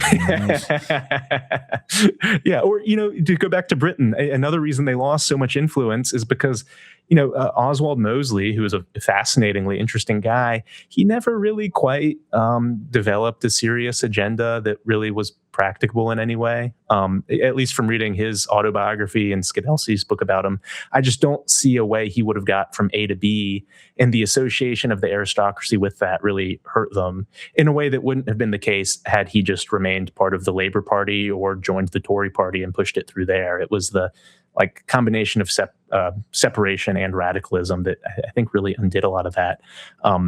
And so anyway, I think the latter is just more effective, and at least there are structures you can build on, because whether it's building fundraising infrastructure or mailing lists or, any of the little bureaucratic details and minor things that are absolute headache to deal with, it already existing and being able to be used for more productive ends is just hugely valuable and is a big step up. And we can even, last thing I'll point out, we can even look to the left on this. I mean, the Democrats aren't overly excited that a bunch of, outright third worldists, socialists just won in New York, because that's going to be a PR problem for them probably. But the people who won did it by just latching onto the Democratic Party that hates them and pushing their agenda through it and taking advantage of what it had built to put their own vision into practice. And had they just broken off and run as democratic socialists, they would have lost. So there's something we can learn from that. Absolutely. Last question. I mean, especially with some of the articles we've been writing, but also with the Old World podcast and everything else. I mean, it's all these stories of adventure and going out and starting your own empire and doing all these sorts of things. And it's very fun and it's very inspiring. But I think a lot of young people are like, yeah, but that was then. You can't really do that kind of thing now. Like, what are we say you can just do things, but sometimes you can't, in fact, just do things. Or at least if you try to do things, a lot of people get mad and try to stop you. So what do you want people to, last question then, what do you want people to take away from the kind of programming that you're putting out there? Is it still possible to go out there and build your empire the way your ancestors did? Yeah, I think you have to be prudent about it, which I'll come back to in one sec. But if you look at, say, the difference between Simon Mann and Eric Prince, it's that Simon Mann tried launching a coup in Equatorial Guinea, and it went poorly because he brought a bunch of idiots on staff, like Margaret Thatcher's son, and they got found out and arrested in Zimbabwe, which is not where you want to be arrested. Even though Mann himself was a pretty smart guy, the prudence was lacking, as happens with a lot of these adventures. Whereas Eric Prince is currently, so far as can be discerned, killing cannibals in Haiti and fighting warlords in the Congo to protect tin mines, which it's at least some excitement. Similarly, if you look into the tactics and operational rules regarding rhino protection units in South Africa, there's a lot of adventure to be had doing that if you're up for it. So I think a lot of those opportunities exist. You just have to be prudent and clever about it in a way that might not have been quite the same with James Brooke. But I think my much larger message is trying to use those tales of kind of fun and adventure to show the ways in which certain virtues matter and have mattered in the West. Because one of the reasons I started the show and kind of got frustrated enough to focus less on politics and more on history is the current political zeitgeist, I think, has encouraged a lack of discernment and a lack of prudence and a lack of wisdom in the way people talk about things or think about things. And I'm guilty of that to some extent. I like making God jokes knows about I people. am. So, yeah. But so it's not like me holier than thou. I think it's become more of a problem and has been weakening us politically. And if you look at a lot of the great men of history and what they accomplished, it wasn't by chimping out or spurging out. It was just by kind of patiently doing as they thought they ought do. That's particularly the case with the Lees or with Washington or with a lot of the members of the British gentry who ended up accomplishing things. It was this sort of what we talked about earlier with the Normans and the explosive, conquest and wanting to accomplish things, mixed with the Anglo part of the Anglo-Norman heritage and being rooted and attached to a place and kind of cognizant of duties regarding that. And I think that mixture was quite good. And so looking at the ways in which that can influence people, whatever they might do, whether it's starting a business or going out and doing something more adventurous, like protecting rhinos from a helicopter in South Africa, or whatever it is. There's can kind of go the full gamut between starting an accounting practice and doing that. A lot of this is still relevant, particularly in the way in which its character and virtue is applied to history, in the way in which doing that helped the right significantly, both when the right was in power and when the right was out of power. And it's if you just give a moral lecture on that, no one's going to listen. Whereas if you put it in the tale of adventure, it's kind of exciting stuff where it comes through without being overly pedantic. I think more people listen and more people internalize it and then might act that way or, use it to inform their political opinions and political objectives. Right. Basically act like the men your ancestors were, and Yes, then we'll get everything exactly. we want. All right. Well, go ahead. Oh, no, just, living historically has become something of a meme. And that means more than just wanting to fight the Indians as much as fighting the Indians was, part of Anglo history in more ways than one. There's a lot more attached to it. Yeah, we're still going to have to fight the Indians, although probably not the feather ones, if you know what I'm talking about. So, with that, well, thank you so much for joining us here at Identity Politics today. Real pleasure. Yeah, thanks for having me on. The unfortunate reality is using force is how you defend civilization in the end. That's just how it is. Sorry, guys. And if you were trying to come up with an almost straw man description of what represents an anti-civilizational force, you couldn't do better than Antifa. Now, a lot of us, myself included, were a bit skeptical when the Trump administration said it was going to go after Antifa after the assassination of Charlie Kirk, not to mention all these attacks on ICE buildings around the country and various officers. I still think not enough has been done. These networks have not been broken up. We know who these people are. If they use the same kind of tactics that have always been used against the right, this problem gets solved for good and all. But it is not true that nothing has been done, that it doesn't matter who's in charge. No, there actually is a big thing that's happening. The Trump DOJ secured the first conviction against Antifa on the grounds of supporting a terrorist organization. This was the case in Texas, revolving around the wounding of a police officer that we talked about before. The sentencing just occurred, and a very powerful message was just sent. So, from the DOJ, the headline, leader of Antifa cell members in North Texas sentenced to 100 years in prison for terrorist attack on ICE facility. And then we are told, quote, today the Justice Department announced that 8 North Texas Antifa cell operatives were sentenced for their roles in rioting, using weapons and explosives, providing material support to terrorists, obstruction, and the attempted murder of an Alvarado police officer at the Prairieland Detention Center on July 4th, 2025. This is the first sentencing of defendants affiliated with Antifa following President Donald J. Trump's executive order designating the group as a domestic terrorist organization in September 2025. Benjamin Heniel Song, who was convicted of the attempted murder of a law enforcement officer, was sentenced to 100 years in prison. Together, the Prairieland terrorists received a combined sentence of 450 years in prison. Marcielo Rueda was sentenced to 70 years in prison. Cameron Arnold was sentenced to 50 years in prison. Savannah Batten was sentenced to 50 years in prison. Zachary Evans sentenced to 50 years in prison. Bradford Morris sentenced to 50 years in prison. Elizabeth Soto sentenced to 50 years in prison. And Daniel Rolando Sanchez Estrada was sentenced to 30 years in prison. He got off easy. The sentences handed down today make clear that Antifa terrorists who attack law enforcement and federal facilities will face swift and uncompromising justice, said Acting Attorney General Todd Blanche. Their violent extremism has no place in our country, and the Department of Justice will continue to aggressively investigate, disrupt, and prosecute those who threaten law enforcement officers or undermine the rule of law, unquote. Now, the media and its allies in the Democratic Party are going nuts because, obviously, in their heart of hearts, I suspect they think that what these people did was morally correct. They did nothing wrong. The New York Times, notice the framing here. Always look at the framing when you see these sorts of things. The headline is, protesters accused of Antifa ties sentenced up to 100 years in ICE attack. Now, protesters accused. This is what they were convicted of. I mean, it would be like saying, well, accused murderer Carmelo Anthony. No, we know. You only frame this when you're trying to delegitimize the verdict. And just to quote a couple excerpts from the article, quote, the remarkably stiff penalties, according to whom, issued by Judge Mark T. Pittman and Judge Reed O'Connor were significantly longer than the lengthiest sentence handed down to any of the more than 1,500 rioters who were prosecuted and then given clemency for joining in the attack on the Capitol on January 6, 2021. The most severe sentence faced by a January 6 defendant was the 22-year term given to Enrique Tarrio, the leader of the far-right Proud Boys, unquote. Now, of course, this is a complete non sequitur. What does this have to do with January 6th? See if you can tell the difference. And notice they didn't just attack ICE. They shot a guy. That was the big deal.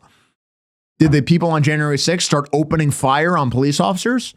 Oh, and of course, what they don't mention is that Enrique Tarrio wasn't even at the Capitol on January 6th. And he still got 22 years in prison. But the gray lady continues. While the jurors who heard evidence during the trial clearly believed the prosecution's theory that most of the defendants had supported an act of terrorism when they took part in the attack on the ICE facility, you can just hear the contempt for them. 5 of the government's own cooperating witnesses, people who were part of this supposed Antifa cell, denied under oath that they or their compatriots thought of themselves as belonging to Antifa. The far left movement has no central structure or formal membership. Yeah, Nonsense. Nonsense. But they know it. Imagine trying that with a right-wing group. You're like, yeah, we were all at this thing, and we were distributing stuff for the group, and we all had these black clothes on, and we were all physically present, and we were all in the group chat together coordinating, and we're all part of this movement that has the same name, and the websites everywhere, and contact info you can find easily. But look, there's no central structure or form of membership. No, of course, that's crazy. How credulous the hard-nosed, cynical reporters suddenly become when it's their ideological allies. Now, as far as those allies go, to take one representative sample, the DFW Support Committee claims, quote, our loved ones did nothing wrong, and they're being thrown away for the rest of their lives. Not only does the evidence prove their innocence, not according to the jury, but the actions of ICE and the federal government over the past year have proven the righteousness of their actions. And they did nothing wrong. Because you see the two-step game here. Oh, like they were innocent, but even if they did it, it was right that they did it. This is always how it works. And this is also the mainstream belief of a lot of reporters and politicians and journalists. So, for example, Congresswoman Rashida Tlaib, she says, quote, these sentences are a travesty and totally unjustified, but that's the point. Americans hate the fascist Trump regime, so the only way they can try to cling to power is brute force. NSPM 7 is a grave threat to all of us, and more bullshit terrorism charges like these are coming, unquote. Now, if the Trump regime was actually fascist, we wouldn't be dealing with this crap, and this thing wouldn't be in the country, let alone in Congress. But that's not the point. When they characterize it as fascism, the point is to justify the violence. And of course, if these people get power again, all of these people who just got locked up, they're going to get pardoned. That's how this actually works. And it's important to understand, this is the law going forward. This is how it's always going to work.